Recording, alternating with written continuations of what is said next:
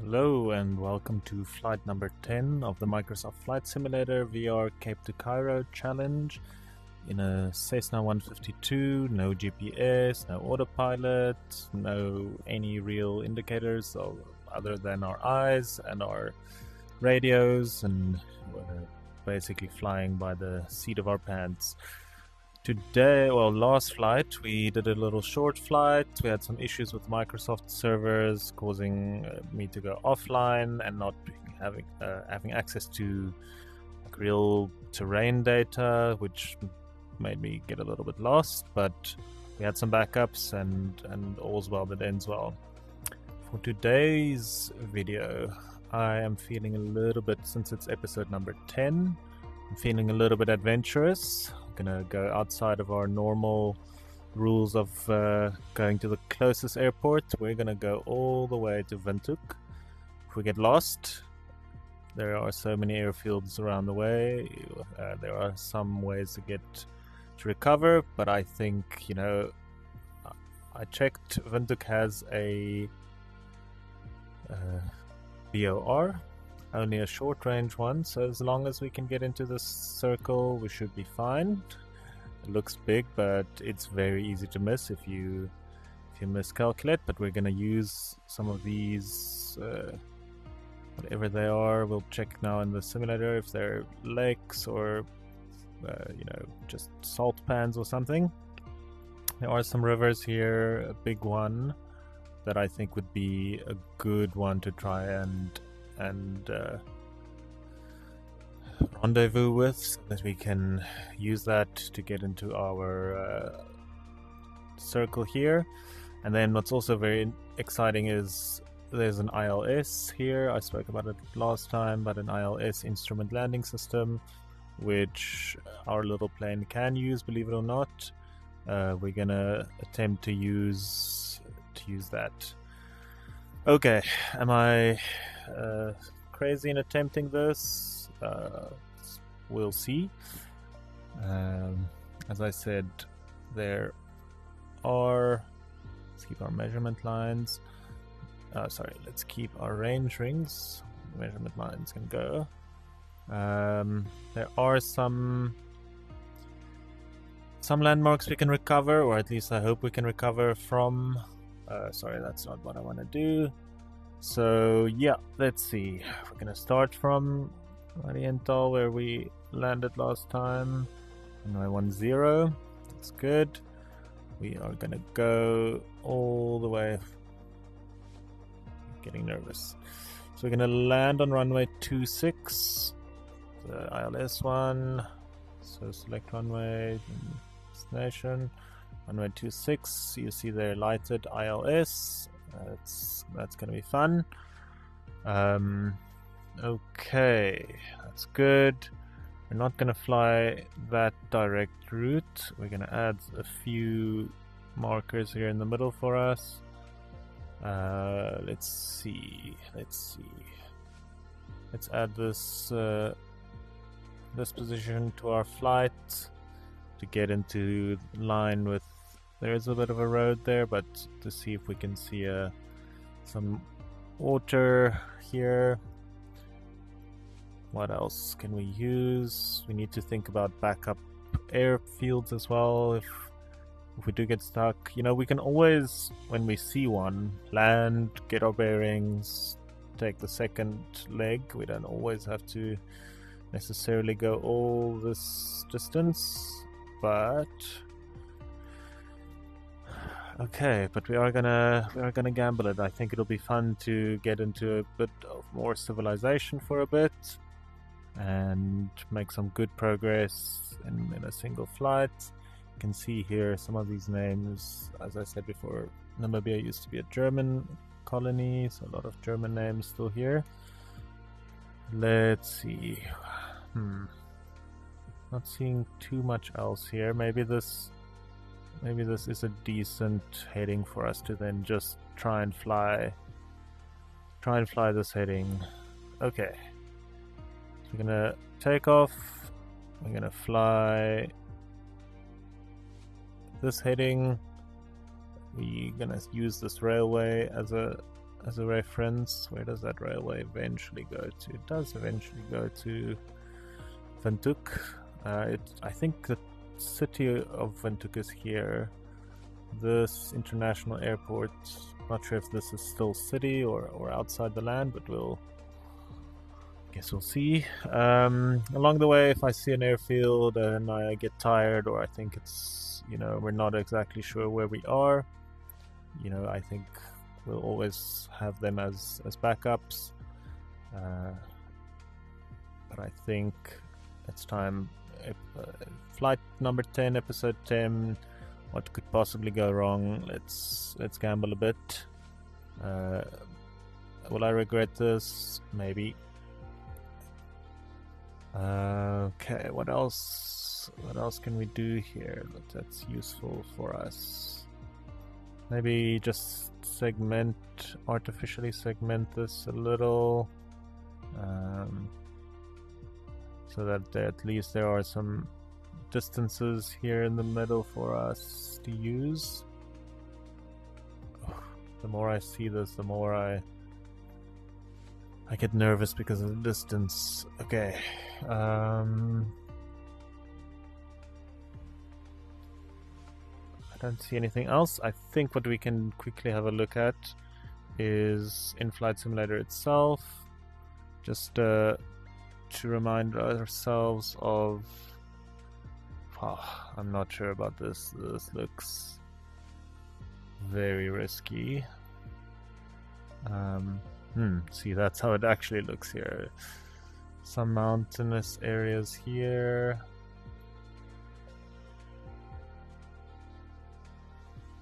Flying right over an airport there. You know what? I don't know. This could end badly, but on the other hand, it could also make for a little bit of excitement. Let's try. So what's our important things? Our frequency here for VOR is that one, and the ILS should have its own frequency. There we go, 110.3. What we'll do, we'll keep that one in as the initial one, that is our backup, and skip to that. I'll explain in the air how the ILS is going to work, or when we get close to it. No time like the present.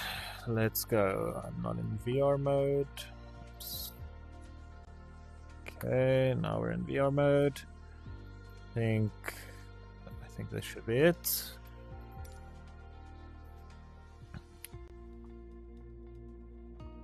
I'm going a little bit against all of my rules.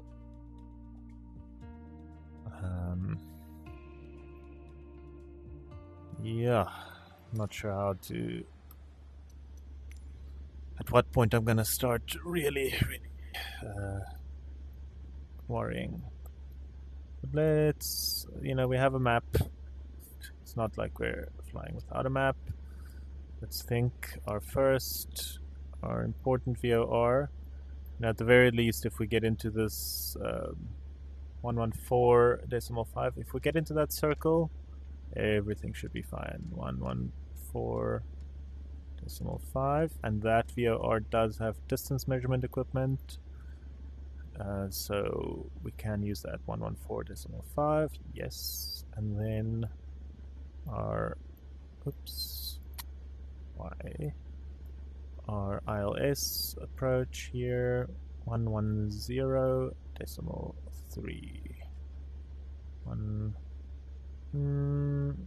We can actually.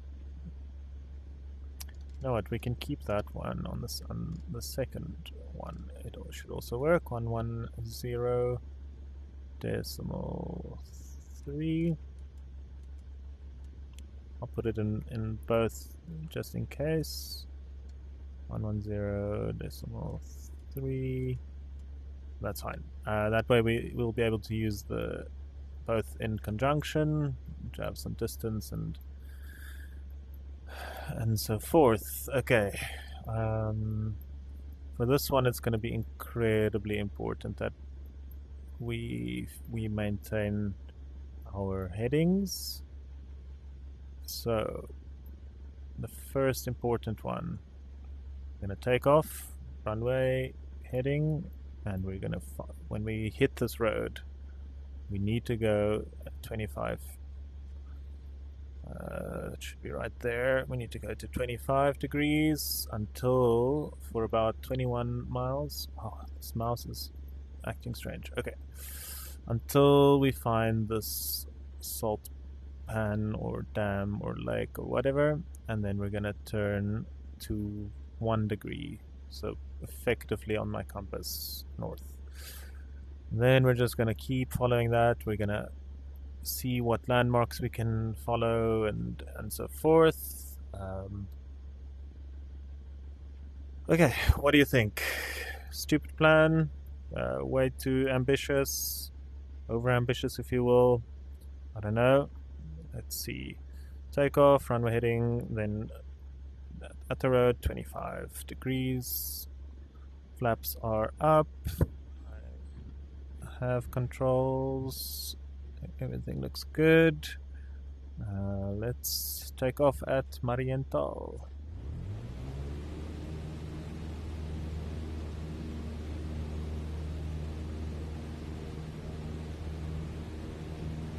Should see way more accurate terrain today.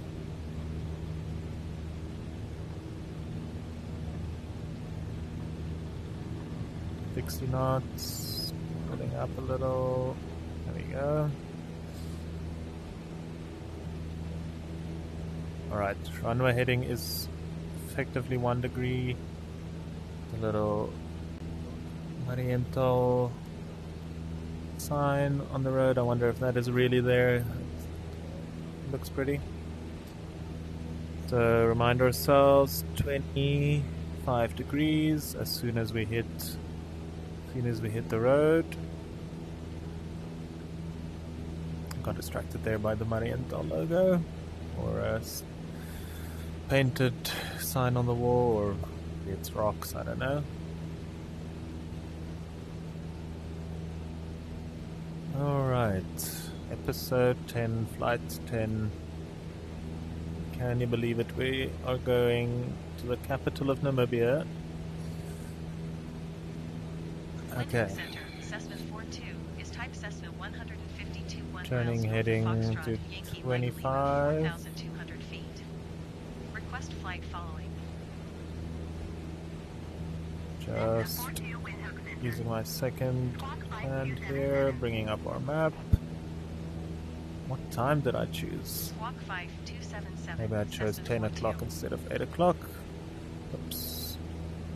Cessna 42 radar contact 2 miles north of Foxtrot Yankee Mike Lima, 4,500 feet. QNH 29.902. 25 degrees. Roger, Cessna 42. We're...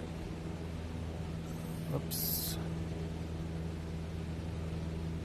I'm seeing what looks to be some water here.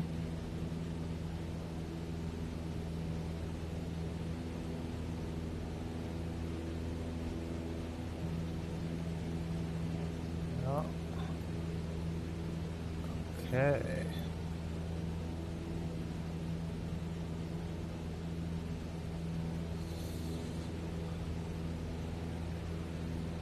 Yeah, the terrain looks way better today, thanks to the servers being back online.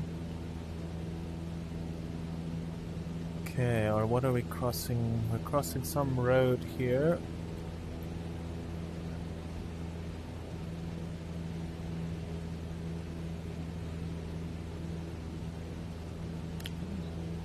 I'm already starting to regret this.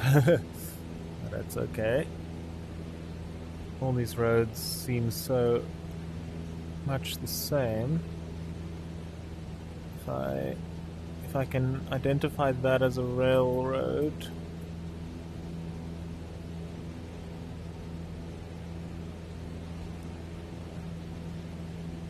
Look at our heading. It's a bit.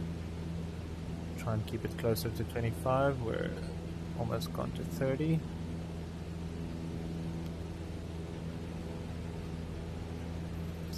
Okay, road, road. Two roads next to each other. Two small roads. Ah, there's a mass of water there. That has to then be... Well, I say has to. I think that is that this piece of water? It looks like some sort of dam. Is that a dam?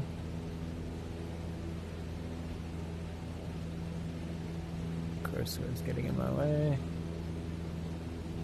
Okay. Alright, we are seemingly roughly in line with that lake or water. There seems to be an airstrip. Oh, it's... Shibbit, is that lake body of water maybe? No, it can't be, can it? Oh no.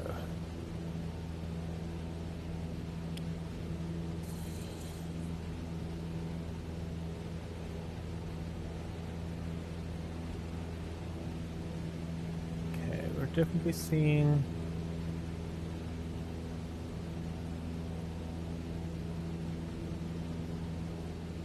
We are seeing some... Ugh, why?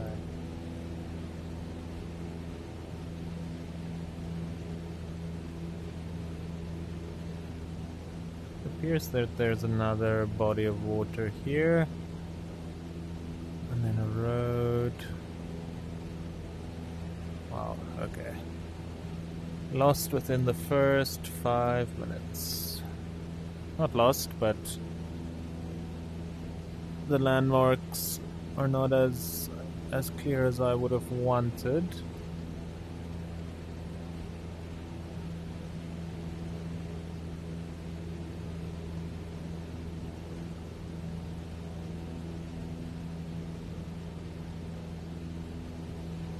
So, what is this, a road or a river? What are you?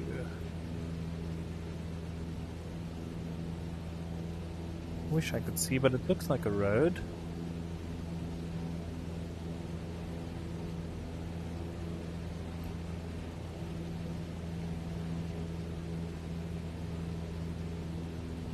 Should this have been 21? Oh, that's 21 nautical miles. Ooh, panic now.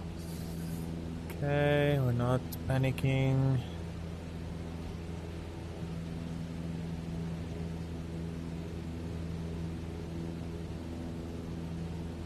I wonder, I see a big piece of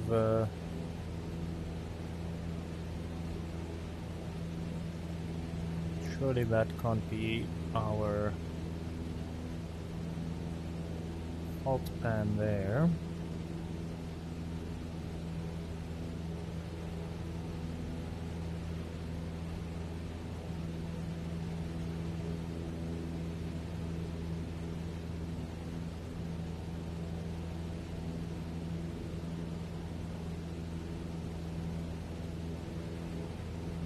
Just trying to keep my heading closer to that 25.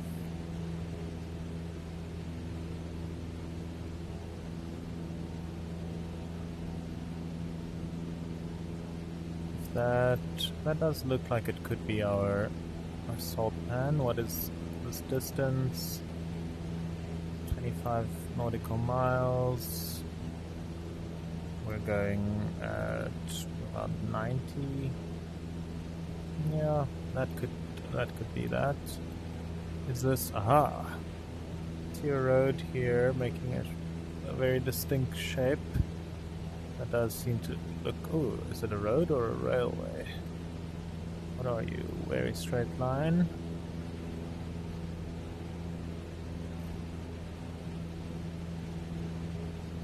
Again, using just visuals here in the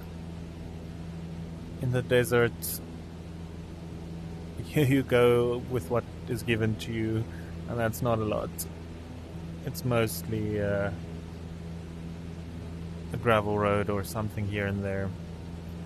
So I'm wondering now if this is a railway. Because if it is, it does seem to bend to the right there, just like that one does. So I'm gonna say, yeah, I'm gonna say we're crossing our railway. And then, strangely, I see something that does look like a river before this. It's not on here. But I see a road there. A road that... Haha, yes. A road that goes right past that. There's also a little bit of an airstrip here. Bagatelle, Kalahari Game Ranch, I don't know, airstrip. Ah, there it is. I do see it. Yep, flying or heading. Just everything back on track. Good. Let's prepare ourselves for what's to come. We're gonna effectively fly to the middle of this lake / salt pan. Doesn't look like there's any water in there right now. And then we're gonna head for 1 degree, which is so close to north that we might as well just fly north. And then we should see some more landmarks along the way. Okay. Now we got this. And then effectively just north. As much north as we can. As long as we hit our circle. Oops. As long as we hit our circle. Ooh. Why is this so red? That is beautiful.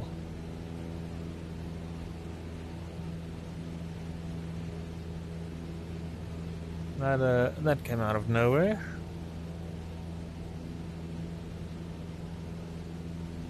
Really, really pretty.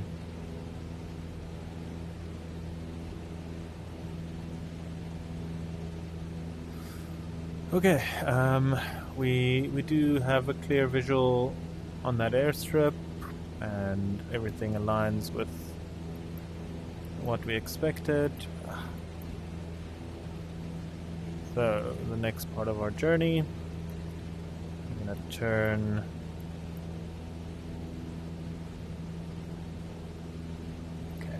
for 26 miles, nautical miles, until we should be in the middle, or at least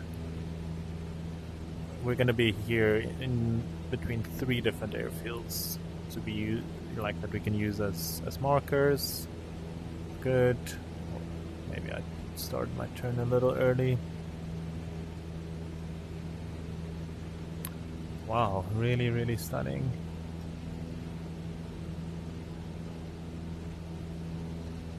Quite like that I'm I'm learning a lot about geography, or at least you know, the places I was, when I opened Google Maps yesterday, I was able to go to exactly where I landed by just looking at the roads and the map instead of like names.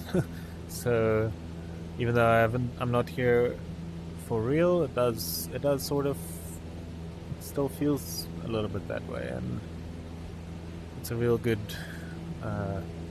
it's a good experience. Okay, I think we should be able to, let's just go a little bit more.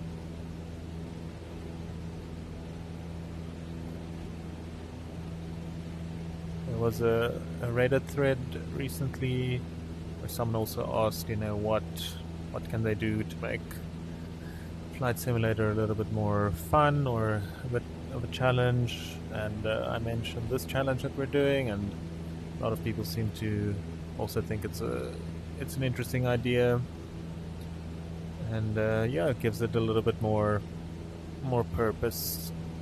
Let's turn to 1 degrees or thereabouts. So basically due north. Yes. If we had autopilot, we could just now say keep our heading and like keep it as 1 degree, and then that should just go. But we don't.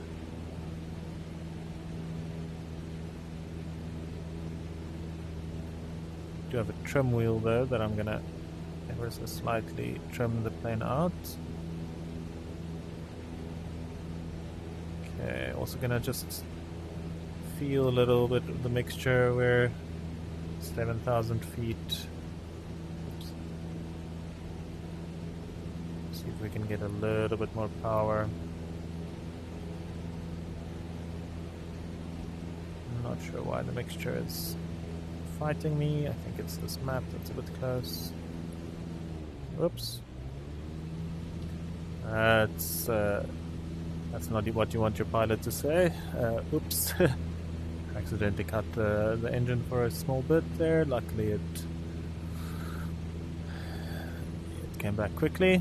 Okay, let's just see. I'm seeing some more of these salt pans. I'm assuming they're salt pans. And then a larger body there on the left, just as we cross a seemingly big road. Should be good.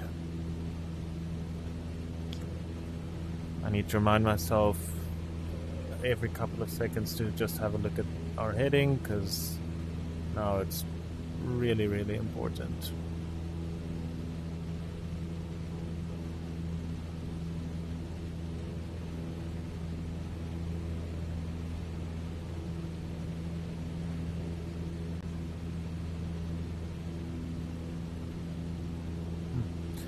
Forgot we have a distance measurement equipment, so we can turn that on so long. That will correspond to when we pick this one up, and we can at least use that a little bit to navigate to our airport.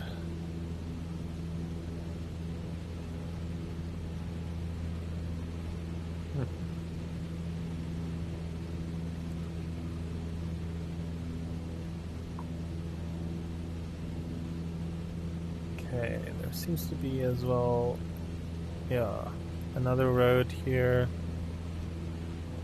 next to these pans, and yeah, I do see them there. Still on course. Excellent.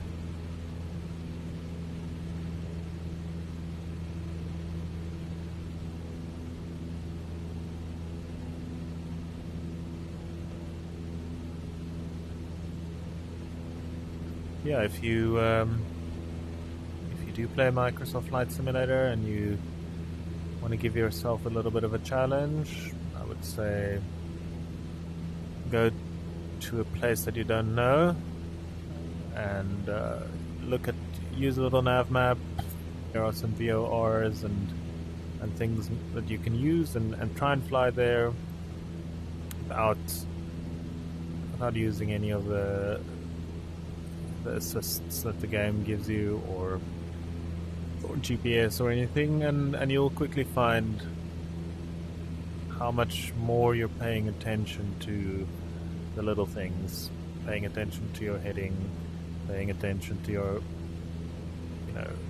landmarks and roads and every tiny thing that you can use. Because I mean, if you drift off or whatever and you have GPS, it's like, okay, just return back that way, whichever way the arrow tells us. But in this case, we don't know. We don't know where to go to if we get lost. Okay, let's see. This looks like this. Yeah, second salt pan here. It sort of has these two bodies to it. Yeah, that looks decent. So if we look on our map, I wonder if we would have been able to see an airfield that side. Not sure.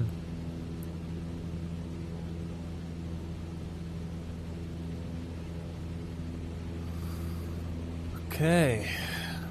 The good thing is we are also going in the direction of the largest city of Namibia and the capital.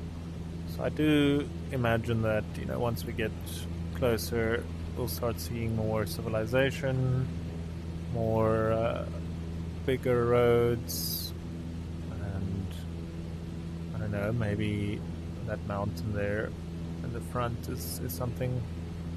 I always forget to look at like Google Earth or topographical maps to get some more. Like, I didn't expect to see any mountains really here, so it's good. Okay, let's see.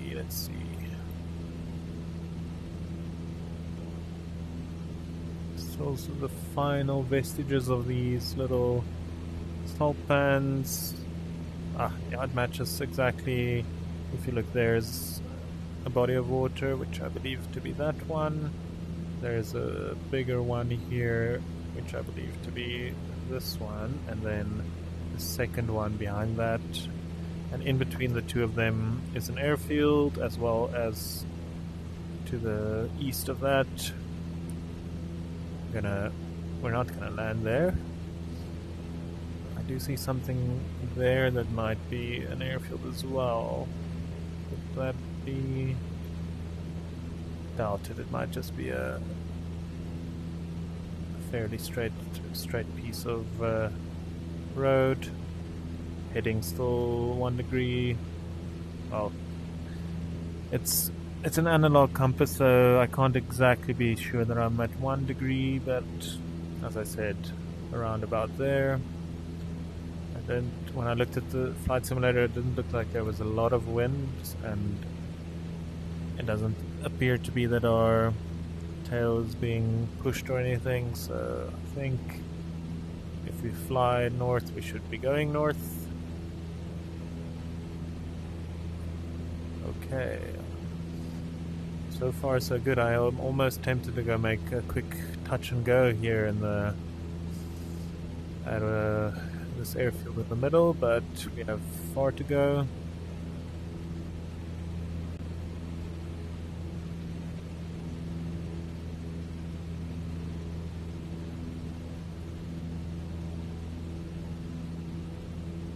Reminds me, I actually wanted to confirm my range with the amount of fuel that we have. The fuel tank should be at around half. I think it's far enough, but that was a bit foolish of me to not make it full. That being said, you know, we know a little bit more where we are. We do have backup plans, and I did see a lot of airfields here, so we can always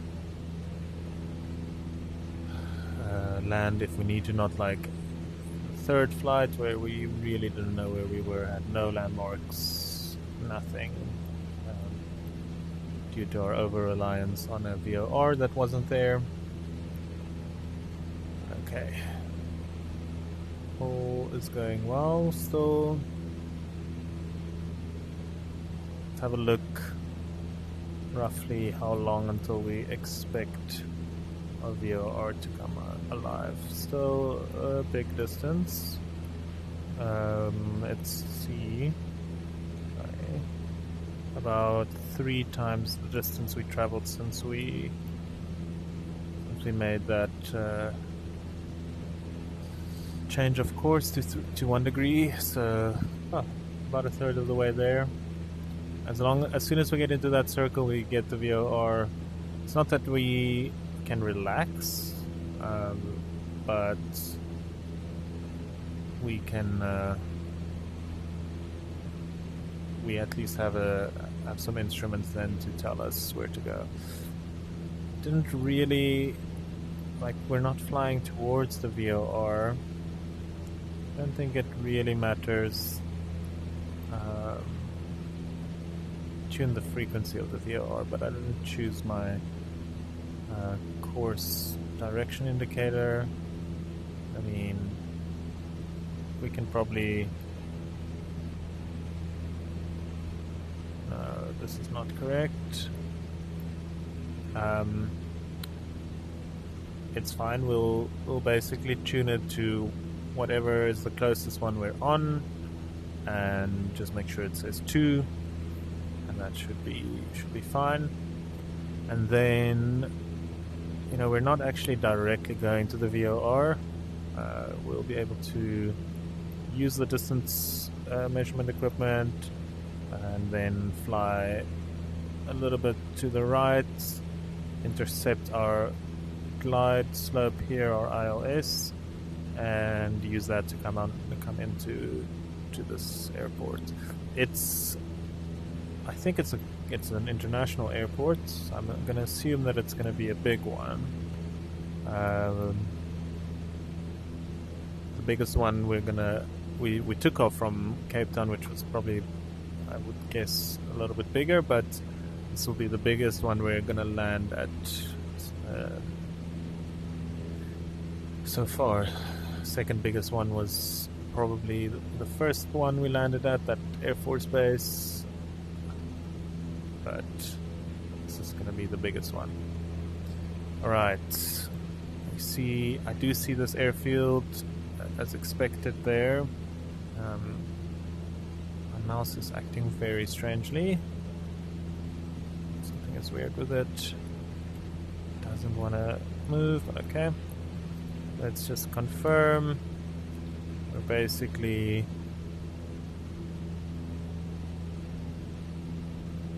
Come on. Yeah. We are right next to this lovely lake. And we do see this airfield. We have this airfield in sight. Our heading is still at about 1 degrees. And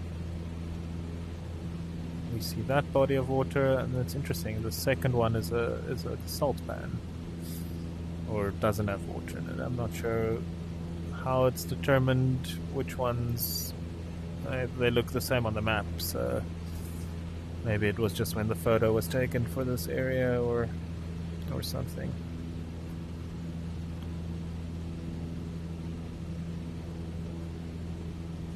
Okay.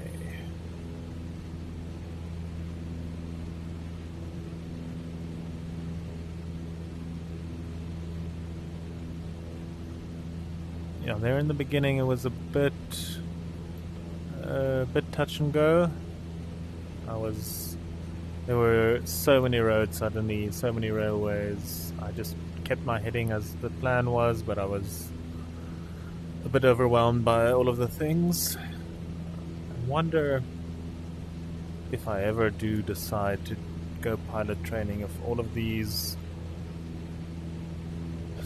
when you're getting a little flustered, if I work through them in this, I know this is nothing like the real deal. Well, I mean, it is something like the real deal, but I know that there is more than likely a huge jump between them, and that. But I do wonder, you know, is what I'm doing now, will it make me learn faster than someone that didn't do this? Will it have taught me some bad habits? Will it... I don't know. That's maybe... if we ever get to that and I decide to do the private pilot license, maybe I'll document that, see how it compares, and see if it made a difference. I know Flight Simulator has had, I think, a big impact on people wanting to become pilots. I think it really does. It does open your eyes a little to the joys that it could have. But I must say, I'm really enjoying flying like this in VR. You do. I mean, right now I'm not feeling any vibrations or shaking, which interestingly enough, you do get, I mean, it's not cheap, but it's affordable for enthusiasts. Well, attainable for enthusiasts, I guess. You do get it's called like 3 degrees of freedom or 6 degrees of freedom, depending on them. But it's basically a seat with a bunch of motors, and that can swivel and shake and rock and move a little bit forward. Some of them to, when you do this or that, you actually move and you actually feel that. And I can imagine doing that in VR would be really, really next level. I'm really also curious to know. I know Flight Simulator, I don't think is officially certified to count as training. I'll be interested to know how many pilots actually use this as sort of either for recreation or to practice some maneuvers, or to just keep up to date with the instruments, because the instruments are pretty accurate, I think. And I decided to do this again in a small plane because, looking at these instruments, if you don't know what they do and all these buttons and things, it might feel a little, let's get back on course. It might look a little bit overwhelming, but this is still fairly straightforward. You've got a bunch of things that tell your speed and those things. But I mean, I know a lot of people do also fly around in like a Boeing 747, and I've flown in them, and it just feels like, if you look at one of like that instrument panel, and they've got hundreds of buttons on the roof and everything. Like if you've not done like a month or more of training at least in that thing, it doesn't feel realistic to me that someone can fly it. Where this, it's within the realm of reason that have learned a lot about this plane, a little bit I guess about this plane, and have flown a little bit in this game, is able to do this. But I mean, I don't think I'll be able to have done this with a Boeing 747 or even an Airbus A320 or something. So even the faster jets that you can fly in this, or for that I think you do need a lot more training. So that's why I chose this as well, and also just because it's a bit ridiculous to make this flight. I'm a bit sad, as I said in the previous flight, that we won't be able to fly over Kilimanjaro, because this Cessna literally can't fly that high. But we're going to fly past it, hopefully, and admire it from the side, fly around, maybe not fully around it, but fly around the base and see what we can see there. Okay, I've done a lot of talking now. There is there's a bit of a sharp one, and then our salt pan here, that salt pan there. I do see this road. Does it split up? Yeah, it splits up there. Okay. Just make sure our heading is still around 1 degrees. Okay, I see some roads that side. That looks good. Seems to align. Do we see this road here in front? Another thing I've said many times before, I see a lot of pilots on YouTube fly like this, and then if they want to see something or whatever, they'll go into the third-person camera view. That's fine. It's. I mean, you play it like you want to. but I want to, at least that aspect of the realism, want to fly just from the cockpit, not from a magical floating camera outside. Okay, I do see some mountains now coming up ahead. That's good. Some change in scenery is always welcome. Just gonna try and align here with our 1 degree heading. See our road. I actually remembered on a little nav map, you can change the map type. I wonder if I can do it from here.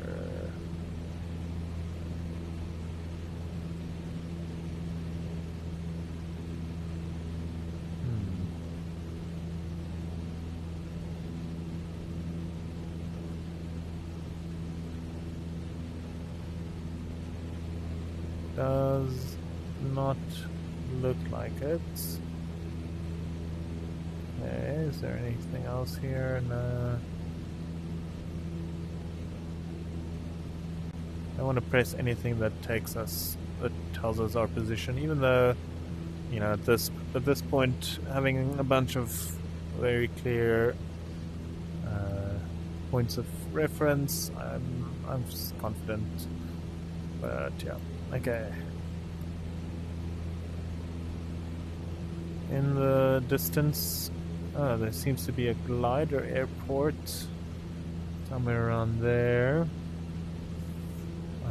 with a runway roughly in the same direction that we're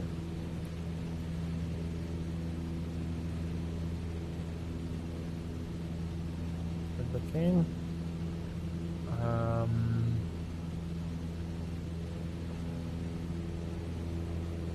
Yeah, it's hard to tell how far that is. I don't see it. But that's okay. Glider airports. I'm not sure what makes it a glider airport. If it's only gliders that fly from there. I know gliders are usually towed by so-called real planes or whatever, but so I'm pretty sure I could land there if needs be, but we carry on. Seeing some serious mountains coming up there. Huh.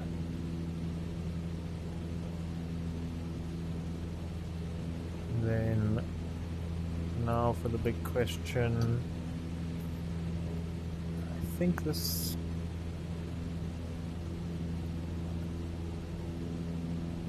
can just have a look here.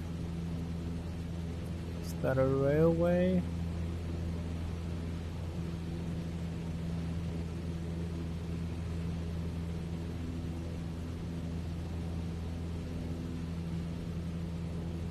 So there's that salt pan, there's that road.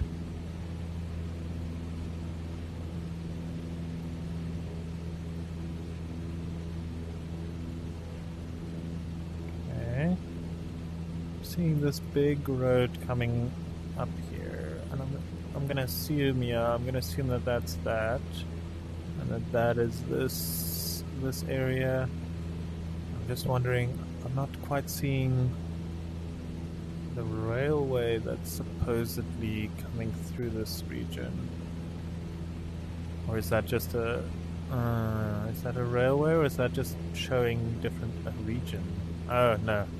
That's definitely not a railway. Okay. Whew. Okay. Good to know. So I don't know how Namibia does it, but maybe it's like a provincial line or something. Or just some regional thing, not sure. Okay, we're roughly getting to this point.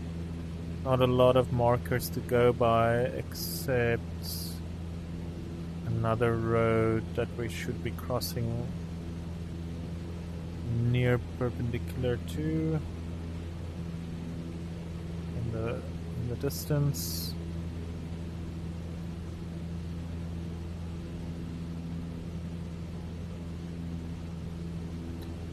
Fuel's still looking good.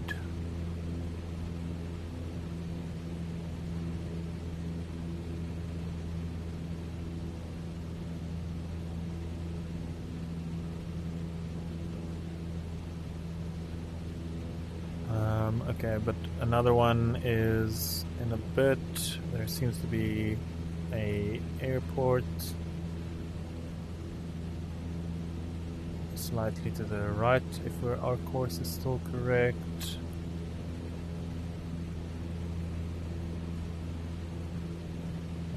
Yes, okay.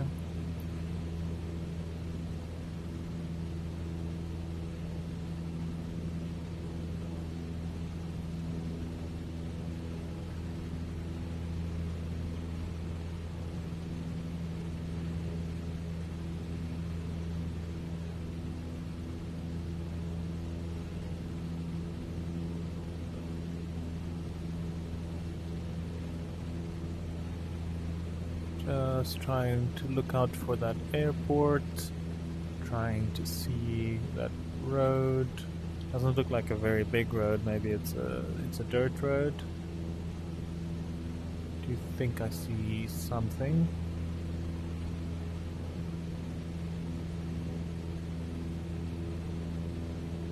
I've started experimenting with YouTube's shorts, those little short videos, just to try and condense, get some of the interesting parts like the landing and the takeoffs, seeing if people enjoy watching those parts. I'm getting a lot of, I've had people tell me like, I don't really understand what you're doing. And I understand that they don't understand because it is a bit of a weird one to explain.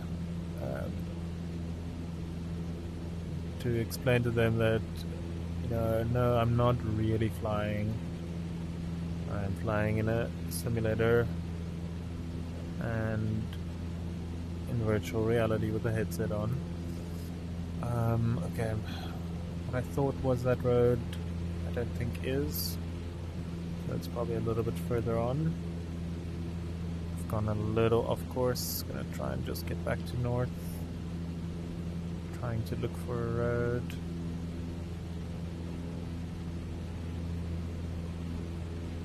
A little bit more back to north.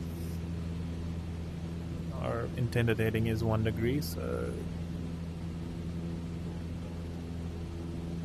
Okay. Do we see an airfield with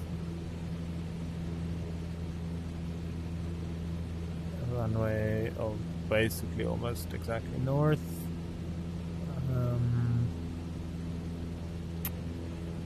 I don't.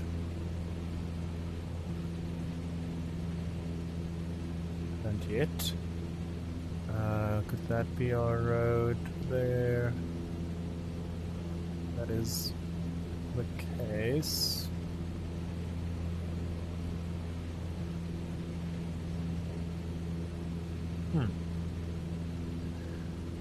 Maybe, maybe not. It's a little bit further. Our course will almost take us directly over an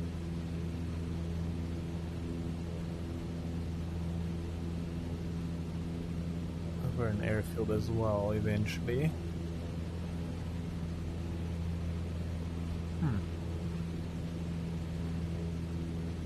So that road there, or that does appear to be a road.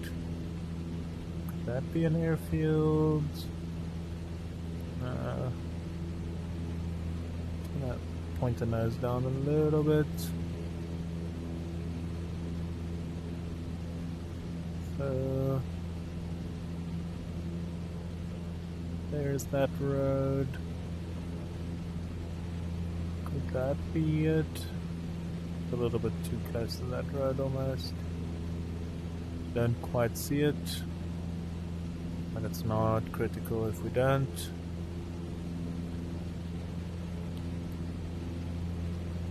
Alright, here's a line that I think has to do with the airspaces. We will hear the ATC when we do cross that. I think we will hear the ATC when we cross the air traffic control. When we cross that line, I think technically how it works in real world is you need to ask for clearance before you go into those airspaces, but I am not proficient enough on this challenge to really go deep into that. I think everything else that I need to manage is hard enough. So, okay. Just one thing, I do see that road making a little bend there, just as I see there. I wouldn't be surprised if the airfield was right below us. Maybe it's one of those really small ones that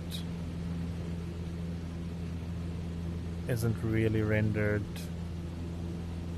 Or maybe I'm just completely missing it. It could be that there. If you remember that one episode where we just had to assume that what we think is the runway is the runway. Hopefully, well, we're going to a real airport today. That won't be a problem. So, as I said, we're going to an airport that does have ILS. What it's going to do is give us two things. It works almost like the VOR, but in 2 dimensions. So there's going to be also a vertical line that tells us if we're lined up to the runway, but then there's going to be a horizontal line as well, and that horizontal line will tell us, depending on where we are, how far away, how high we are, and those things, if we are on the optimal glide slope of 3 degrees. So we can effectively use that almost like we do use those lights that are on the runway. We can use that in a similar way. We'll be able to see. Well, I tune it into the second one. Maybe I'll switch it to the first one because it's higher, easier to see when we get close. You can use that as a reference point to see if that line is going up. That means you're below it. If it goes down, it means you're above it. So you basically want to keep that line eventually when we pick it up as parallel. Want to keep it the horizontal line in the middle, and the vertical line in the middle, and keep it. It's going to change if you don't react accordingly. You need to stay on that slope continuously, but we'll get there. You'll see. We'll hopefully get there. Okay, I see a bit of a little turn in the road. Not that one. Where did I see it? There. So that's good. If the turn is there, where would our airfield be? Just before that.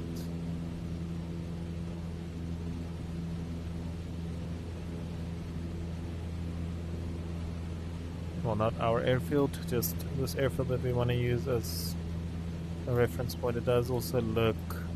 That's an asphalt one, okay.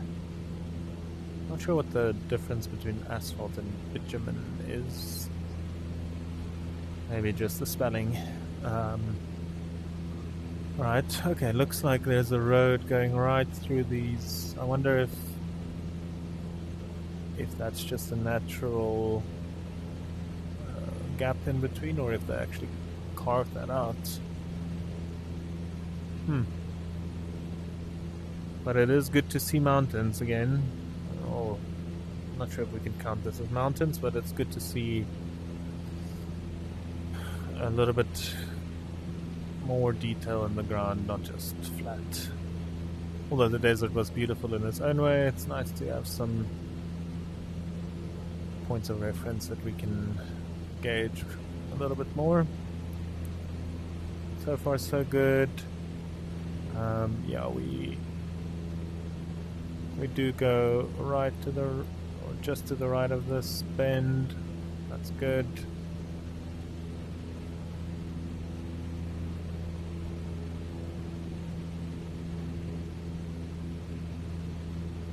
Okay, I don't think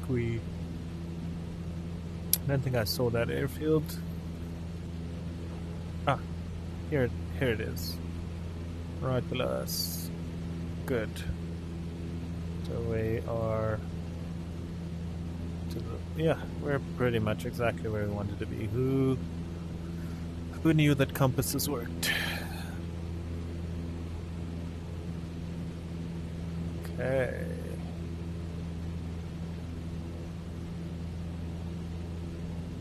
That means we're getting very close indeed, to where we should start seeing our VOR. Wow.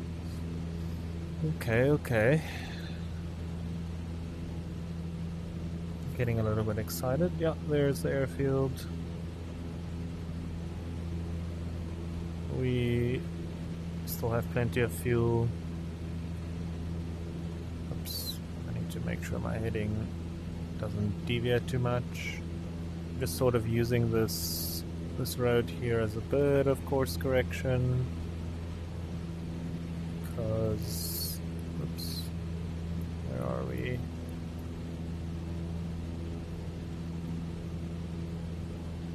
There.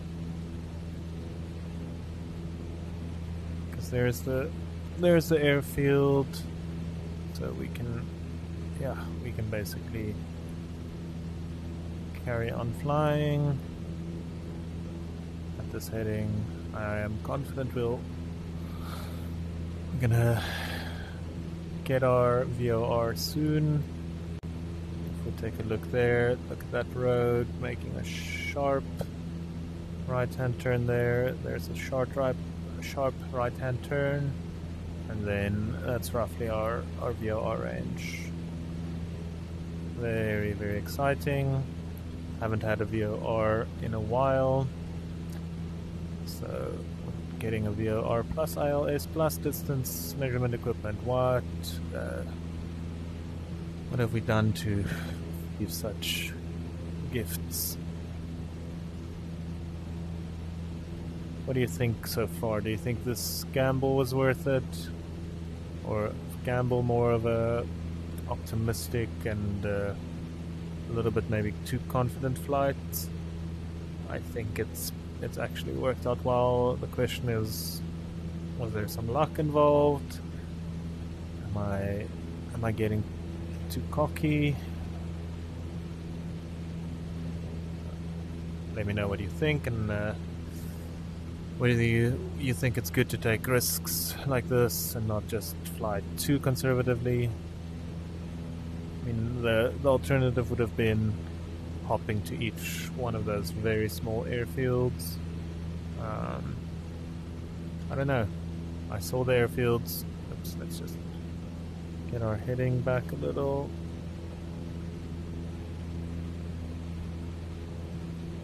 Saw the airfields, and I didn't really see any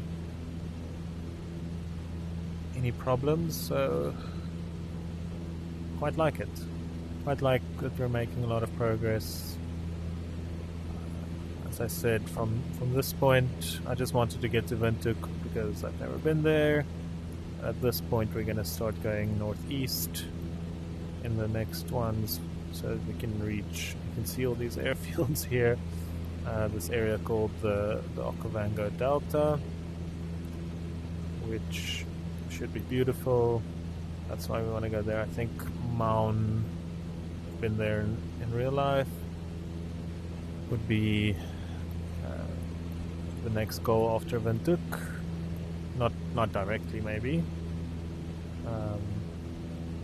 Wait a second. Yeah, that's good. I just panicked a little when I thought that I was looking at the wrong distance line, but no, we're good.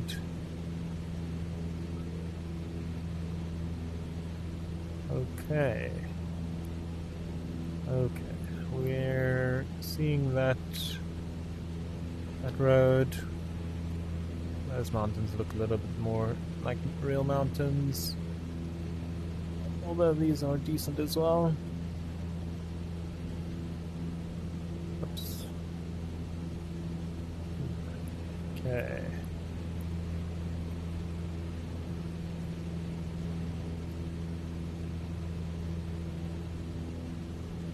Yeah, we do seem to cross to the, just to the left of where that road comes back. And at that point, well, even now, look, so there's the middle line. Before we reach that point there, theoretically, this VOR could become alive, unless there are some mountains that is going to interfere.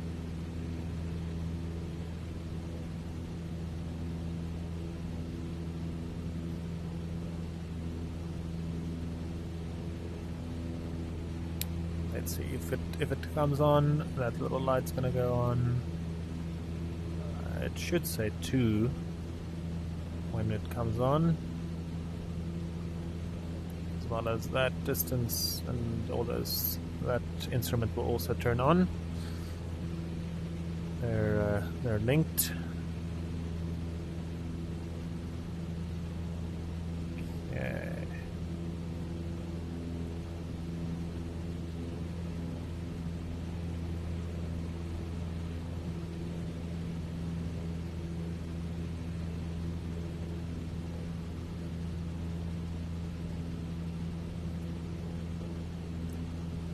I suspect there may have been people that have seen some of my videos, maybe, or some of the shorts, and maybe thought it was real, or maybe, I don't know, just not quite understand the concept. But so far it's been really fun. I like talking to an imaginary audience like this. It gives me a little bit of space to ramble on about a lot of nonsense in some cases, but it's been fun. I hope to continue this series, and maybe in the future also do some other games or some other. Also considered the idea of reviewing some VR games, if that's something you want to see. Or maybe, I think VR is in a state, virtual reality is in a state where it's on the precipice of making it into the mainstream. It's still a bit strange for people, and it's still a little bit foreign, I guess. Everyone that demos it usually likes it, but maybe not everyone is quite yet ready at the point of like, yes, I need to buy this now. I think Meta has done a really good job though to streamline a lot of the pain that was involved in setting up virtual reality a couple of years ago. Like even this flight simulator having to our VRR just came on a line. That is wonderful news. I'm gonna tune it to, since we are on the 1 degrees one, let's tune it to we can tune it to 0. Since the VOR is technically a little bit to the left, we really don't care too much about that. Now for the question, what do we do? I'll carry on my ramble about VR in a bit. Do we just enjoy the view and let the VOR do its magic? Or do we continue as if it's not there, just in case we get lost?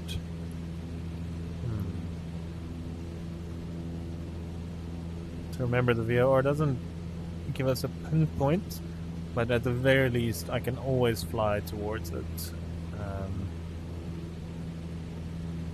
Let's keep our heading at exactly north. Well, ever so slightly north. I can always get to it now, as long as we don't lose its signal. Doesn't really matter. We can always get there, and if we just remind ourselves the VOR is on the airport we're going to. We also have a nice distance right there. So I'm guessing at about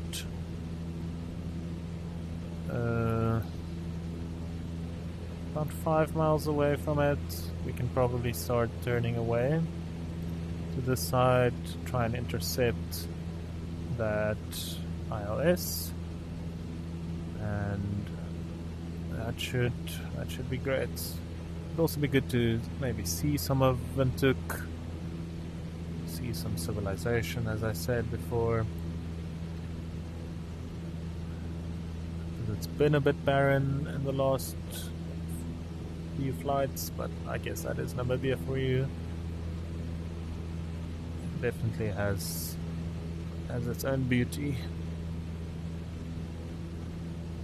Yeah, as I was saying, VR, even with Flight Simulator, with PC VR, you need to do so much to make sure. There's hundreds of settings, and there's like, what encoding are you using, and what's your bitrate, and what's your Wi-Fi router, and what's your this, and what's your that, and it's fine for someone like me that can spend the hours and figure all of those things out, but for the general person that just wants to use it, they don't want to do that, and it's hard.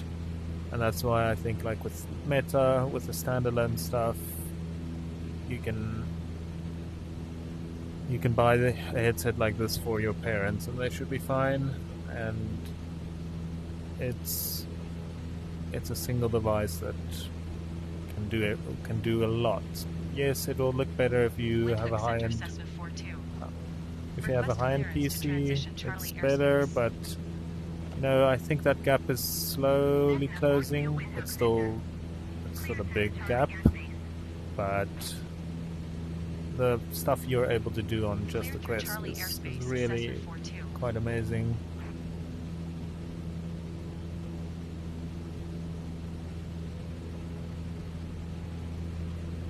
And just the exponential growth that has happened with computing and with stuff like this, I'm really looking forward to the future, seeing just how far we go. So I tuned the VOR to fly on the 0 degree radial. I'm going to ever so slightly go to the left of north. I'm not sure you're supposed to say to the left of north, but you know what I mean. Just because that line there is slowly going to get closer and closer and closer to the middle. As soon as it is in the middle, we know we're on the north radial. Like I said, we can technically, maybe we can just do this. We can tune this to wherever it is, whatever radial we are on. I quite like the north one because it's easier. Okay, we're gonna keep with that. But I could tune it to any radial. Remember, we even see our ILS coming alive right now. We must be getting closer. Yep, 27 miles, nautical miles. Yeah, I'm gonna keep it on north because it's just easier for me, other than like 3, 5, 6 degrees or 3, 5. It's harder to. This is an analog instrument. It doesn't show discrete numbers. it's easier to eventually just go north. But what I do expect to see now, if as I said, I've never been to Windhoek, I imagine once we're getting closer to a city, there may be more outcrops and more, I'm not sure, suburbs or adjacent towns that may be close by. So I'm gonna just start looking out for that.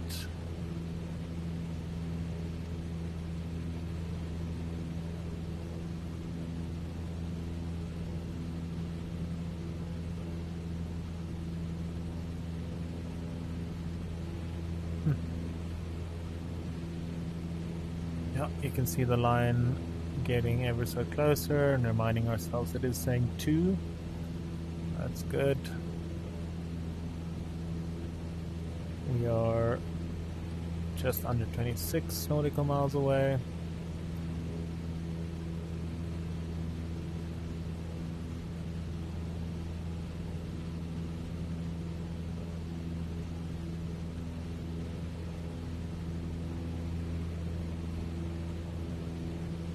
I find myself veering a little bit too far to the north. I mean east of north, so I'll just go slightly west of north again.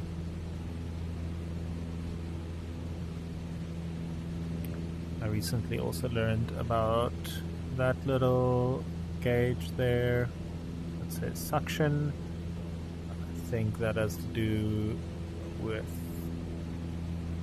that pitot tube, and there's another tube, another intake somewhere, and I think if that bar is outside of the green, it indicates that something is wrong, either clogged or frozen or something. I'm not sure. Again, I'm not a pilot, so don't take my word on that. That's just what I think I saw somewhere.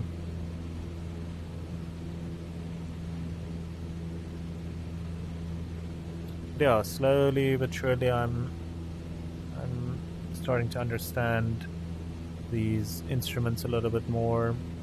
For example, that one there I didn't know, but if you look at that, it says turn coordinator. I've used it even to not turn too sharp, but if you do turn and you put your wings on like that, let's get the mouse, if you put the wing, I think, on that line, you keep the plane relatively level, that there says 2 minutes. That means it will take you 2 minutes to turn 360 degrees. That's my understanding of it. That's pretty cool. I didn't know that. And I think that little thing that almost looks like a level, it tells you if the tail is following the nose, I think. But like if I do ever so slightly put a bit of rudder, you'll see there it wobbles, and that's useful to know. 120.5 Cessna 42. Useful to know if you're. Sometimes you fly and you don't even realize it, that you're basically flying a little bit crooked. They call it crabbing. That's useful to know when that's happening. Okay, 20 miles away. Almost there.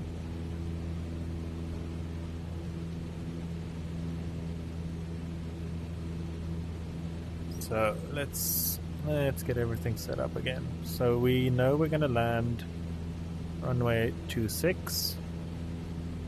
We're gonna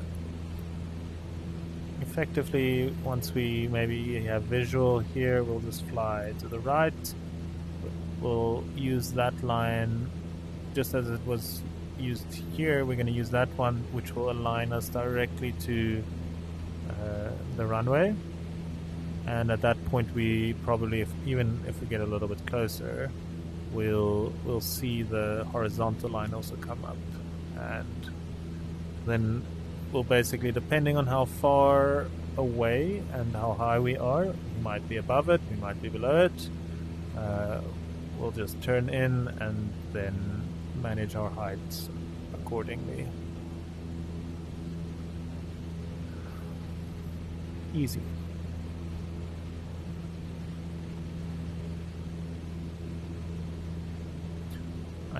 I think that ILS is usually what your commercial airliners also use. Do you think there's another method they're using these days as well? But effectively, I think that enables your plane to land, especially on commercial ones that have more accurate. Not sure what they use to see their height above the ground, if it's sonar or something else, but that allows them to land even in fog or at night, because they can basically know their exact glide slope, their position, their height, everything, which is quite cool. And it's cool that a small plane like this can technically also benefit from that.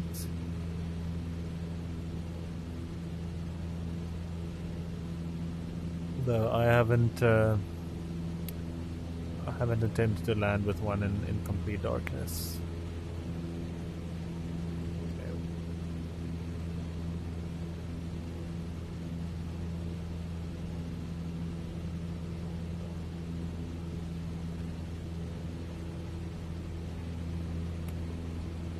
Line is going a little bit to the right. Sorry. I'm turning the wrong way. So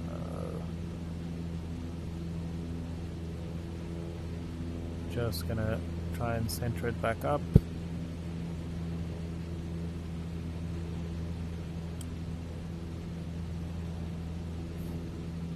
Okay, 15 miles out. Should I be able... So remember the one we're going to... I'm not sure how you pronounce that. Usia Kutaku International? May have butchered that a little. It actually is quite a distance outside of Windhoek. We may consider in the next video... Oops. We may consider actually flying there as well, if it's not too far. Just to, maybe do a flyby over Windhoek. I didn't realize before how big of a distance this actually is. I'm so used to Cape Town, where the airport is right in the city. I realize in some cities that's not always the case. It's probably smarter to put your airport a little bit outside in terms of the noise and all those things, but oh yeah. Okay. Are we looking 10 miles? Sorry, 12 miles.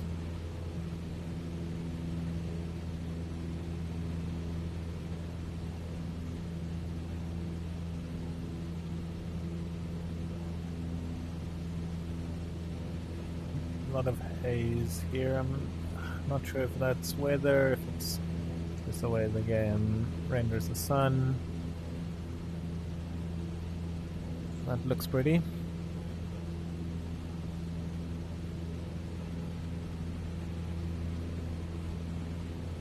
Okay, we're back. We've intercepted our line. Gonna go north again.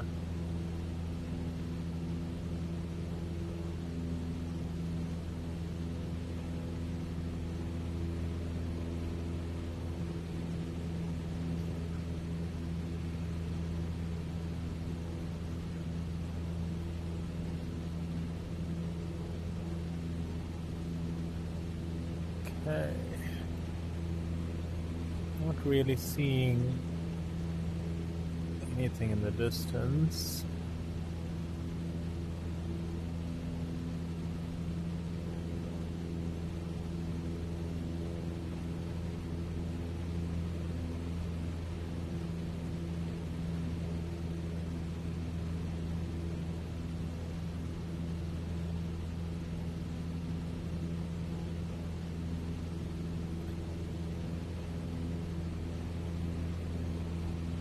There does seem a little bit more green here, and I wonder if what the reason could be for that. Maybe these mountains. You know, mountains. They, if wind blows over a mountain, it forces the air up. That air that goes up cools down, or maybe condenses and then can rain. So mountains are actually a useful source of, well, not a source of rain, but leads to rain. I think there was a ridiculous project that they wanted to build in Dubai. I'm not sure if it was just a like pipe dream, but they wanted to build an artificial mountain to make it rain more. I don't know. In theory it might work, but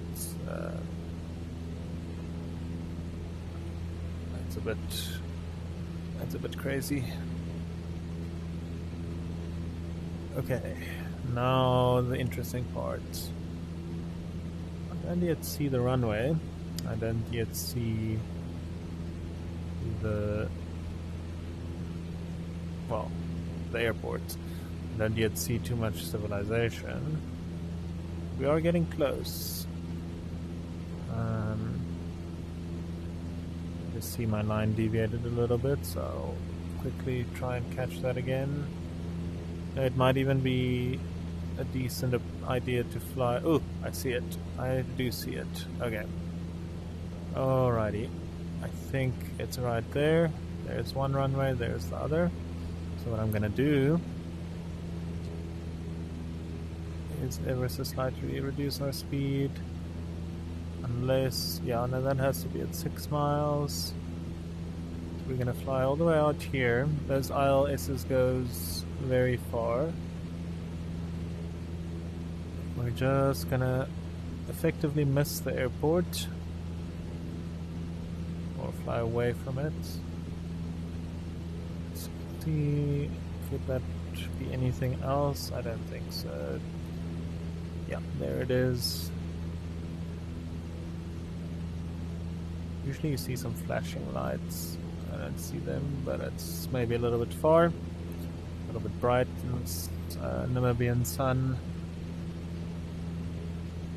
So, what's gonna happen now? There we go. Just happened. There's that one's gonna be our glide slope. That one is gonna be the runway heading. We don't really care about that one right now because we're not, you know, close to landing yet. We're just gonna fly a little bit out this way. As soon as I turn towards it, or maybe what we can even do, we're gonna fly away from it until we are nearly in line with the glide slope. Because we're flying further to that side now, and the further you are, the higher the glide slope is, because it slopes upwards. So once we get a little bit more in line with that one, we'll turn towards it, and then wait until that one, the vertical line, also aligns. Sounds like a plan to me. Not sure if this is the correct procedure, but that's what I'll do.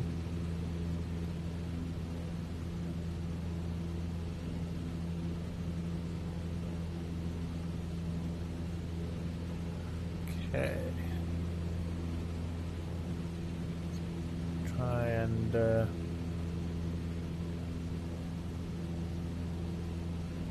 that does. I'm gonna reduce my altitude a little bit.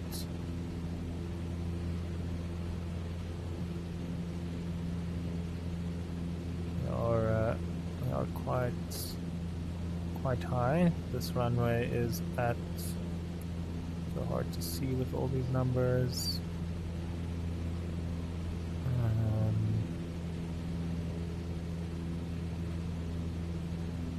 5,500 feet.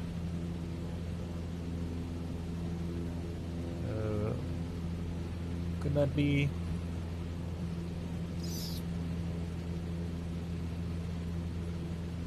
Are we 5,000 feet above this? I don't know.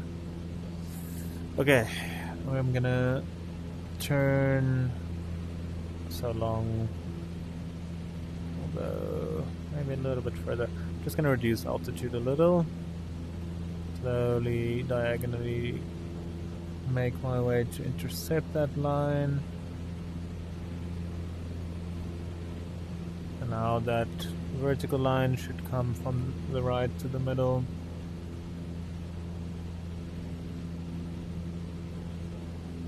Let's see.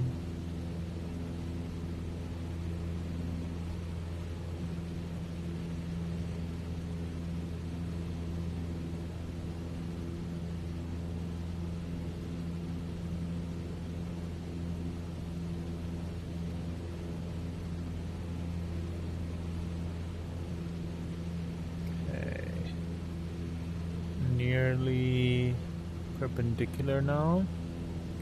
Remember, we're going runway 26.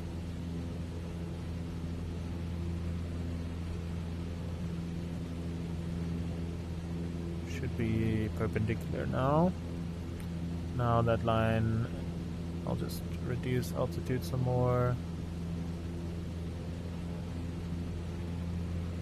We should see that line starting to come closer. I'm not quite seeing it move yet.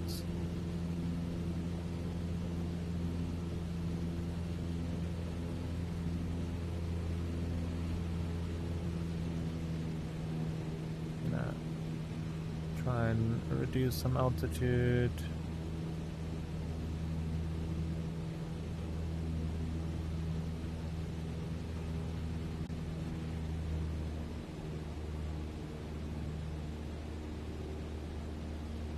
Not quite moving yet. Is that not the airport? Maybe? I think it has to be. It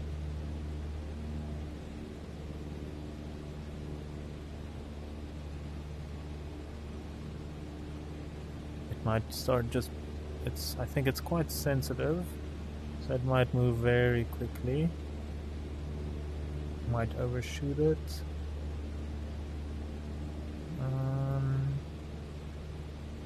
Interesting. Huh.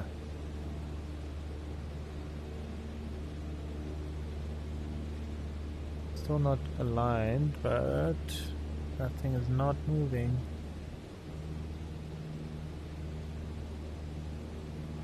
I expect it to shoot across the dial now. Yeah, there we go. Okay. Oops, not that much. That's exactly what we expected to see. I'm gonna overshoot it because I was a little bit unsure. I'm gonna try and reduce some altitude as well, because you can see we are way above the glide slope. Reducing some throttle a little because we are going down quite steeply.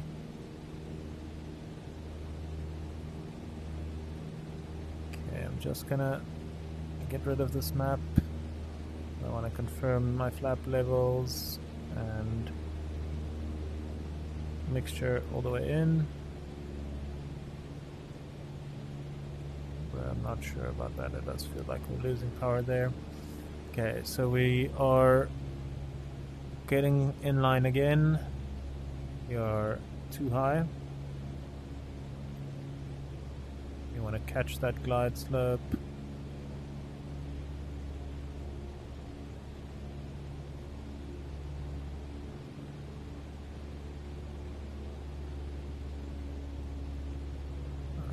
See the glide slope coming up. Good. I'm gonna try and just reduce my altitude a little and my speed. Windhoek Tower Cessna 42 is 5 miles bring up northeast, some flaps. 6,900 feet with Alpha to land. Cessna 42, Windhoek Tower. UNH 29er decimal 9er 2 wind calm, fly straight in runway 26. Right, see, we're still about way too high. There it comes down. Oh, well, it's coming up. I'm getting it. There. We're a little bit to the right.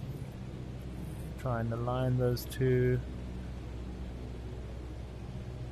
More flaps. Cessna 42, please acknowledge. It's trying. It's expecting me to acknowledge something that I.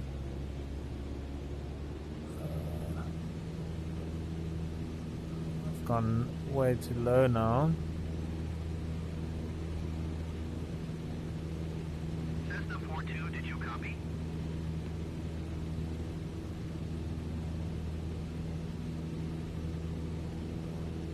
Okay, let's just get a little bit higher.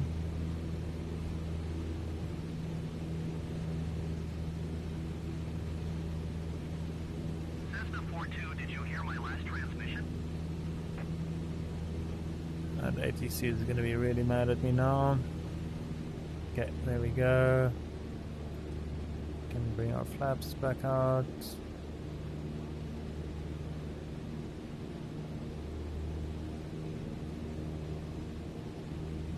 Cessna 42, ATC services terminated. Good day. A little bit low.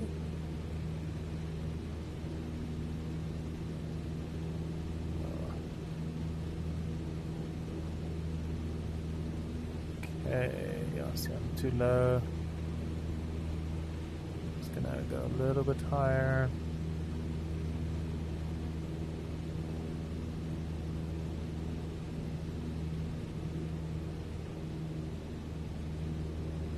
There we go. At this point, we can probably more use our eyes. Let's try and get a nice smooth touchdown. Beautiful. Flaps coming up. There's a little bit hairy there in the middle of that landing. Flaps are up. Okay, that was a lovely flight. Some nice mountains there in the distance. I enjoyed that. I think the distance was good. I got nervous in the beginning, but we recovered. Let's get off this runway, go park next to that little house. Or maybe not. I don't think this is the accurate representation of Windhoek Airport. I'm gonna probably break a bunch of rules, but we're just gonna park it right in front of this building. Not sure what this building's purpose is, but we're gonna stop right here. Okay, let's get parking brake on. Flaps are up. Sure, cut that. Turn our magnetos. Alternator battery. There we go. Lovely. We are at Windhoek International Airport. Beautiful. Let's have a quick look at our actual flight. See how we managed to stick to our plan. So, that's what you want to see. That is exactly what you want to see. Okay, so yeah, here in the beginning, I think I turned too quickly. Okay, I turned a little quickly. That threw me a little off there with the roads, but it's okay. We use these landmarks. The landmarks here were very distinct, as I hoped they would be. And then here, we saw that airfield. Didn't see that one. And at this point, we got the VOR.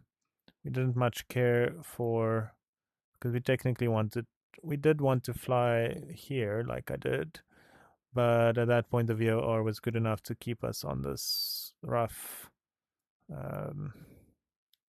heading towards it.